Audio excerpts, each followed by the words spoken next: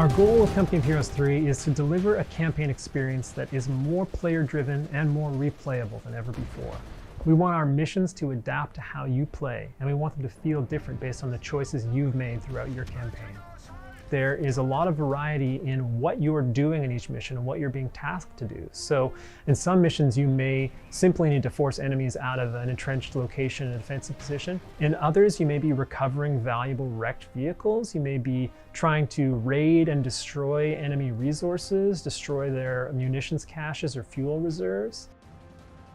When a player starts a mission, we don't necessarily know what faction they're going to be, what company they've chosen, how much they've upgraded that company, and what units they've unlocked within it. So when we build the missions, we can't make any assumptions like that. We have to build our engagements and build our missions in a way that it challenges the player, no matter what they bring, and that it can be completable by the player, no matter what they bring. The goal of companies was to give the player a vehicle for investment and that let them approach RTS content in different ways, depending on who they entered the mission with. So a special operations company will play a lot different than an airborne company.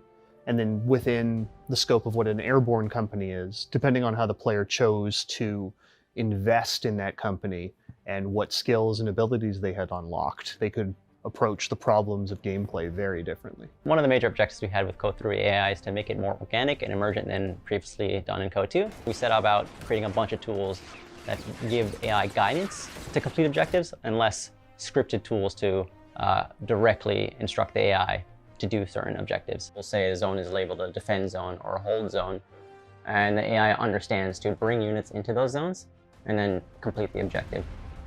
When it comes to the authenticity in the mission, the player could come into a battle traditionally fought by the Americans as the British, or into one fought by the British as the Americans. And so it's, in some ways, there is going to be a bit of an ahistorical nature to the way that the player plays this. They can play it completely accurately, or they can kind of write their own history a little bit.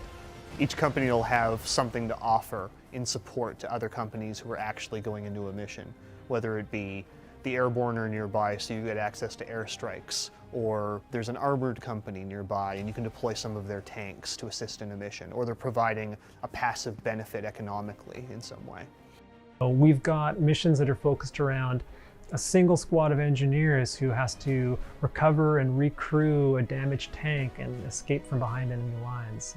We've got small missions focused around trying to assassinate a high-level officer and escape unscathed.